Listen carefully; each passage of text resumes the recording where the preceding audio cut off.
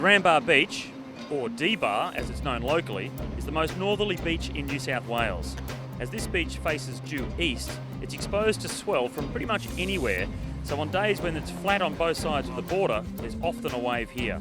The Tweed River breakwall at the south end shapes a nice right-hander, popular with surfers and bodyboarders.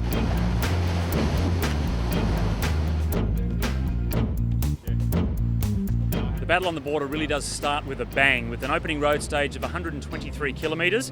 There's a couple of hills out along the course, but it's all about that final wall of 4 kilometres up to Mount Warning. That's going to be so difficult, and it really does set the scene right from the get-go for this very difficult tour.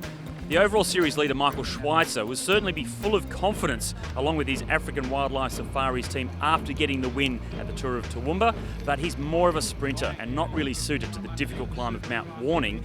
The real favourite coming into this race is Patrick Bevan, and his Avanti team will certainly be bolstered by his return after missing Toowoomba due to illness. I had an infection resulting from a saddle sore that I couldn't shake, and so just have some time off the bike and let the body recoup. But it's just one of those things you gotta keep on top of all the time. You're gonna spend 20-30 hours a week every week on a bike. You're gonna have those sort of issues. But healthy, fit, feeling really good, and the guys are here to race completely. It's sure you take budget out of it. It's one team out of the mix. There's 150 riders here, and you're never going to be able to pick them all, so it could be a day of surprises, and the hilltop finishes always create a different aspect in these tours. Look, stage one was really difficult out on the course, and the riders were very nervous, so there were a lot of attacks early on, but just the nature of the race itself, everyone was so nervous about getting to Mount Warning altogether that the peloton was ridden at such a high speed that all those early attacks did get reabsorbed back into the main field.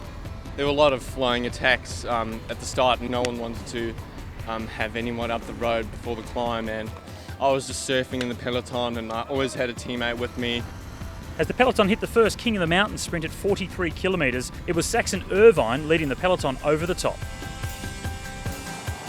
Only 5 kilometres further into the race was the first of the intermediate sprints, and the race favourite for the overall classification, Paddy Bevan, took that one out.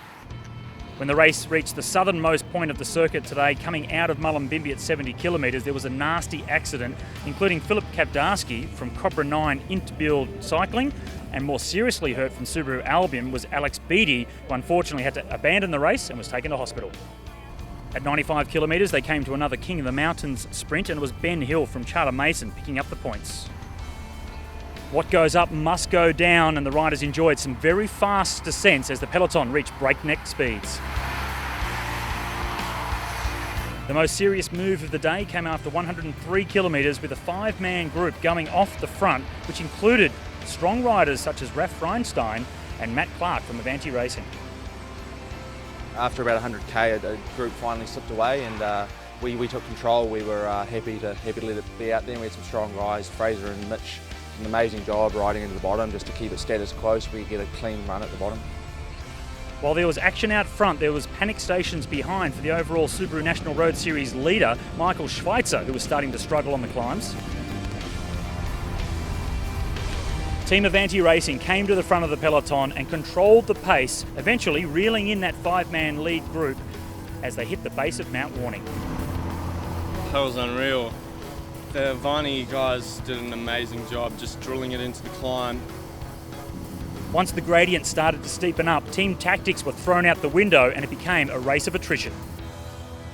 It was horrendous. That's a hell of a climb. I saw a lull and I thought, oh, I may as well attack. And I attacked and I was like, oh, I forgot, it's quite a long way up. Hats off to Keegan, rode well beyond his years to stay cool, and we at one point we had 2 of us and 1 of him, and we had Matt have a dabble, and he just stayed cool, and at the end of the day he was the strongest guy on that last steep pitch. I had Paddy on my wheel the whole way, and I just kept riding at my own pace, but a bit harder than I normally would, and he didn't come over me, and I was expecting an attack, but it didn't come. And then when it got real steep, it turned it to go. I just got out the saddle and I accelerated a bit, expecting Paddy to attack, and I looked back and I dropped him. As they approached the summit of Mount Warning, 3 weeks after his 18th birthday, and taking out the win of his very short career so far, Keegan Girdleston crosses the line 8 seconds ahead of Patrick Bevan, and Bevan's teammate from Avanti Racing, Matt Clark, came across 16 seconds further back in third. I was hoping I would go well because I went well last year, and I'm coming with some awesome form from Toowoomba, but with Paddy here I didn't know what to expect. It's just unreal. In the overall standings after the first stage, once again the Subaru National Road Series uncovers a raw diamond with the new race leader Keegan Girdleston from Charter Mason. He sits ahead of the Avanti Racing pair of Patrick Bevan at 6 seconds and Matthew Clark at 18.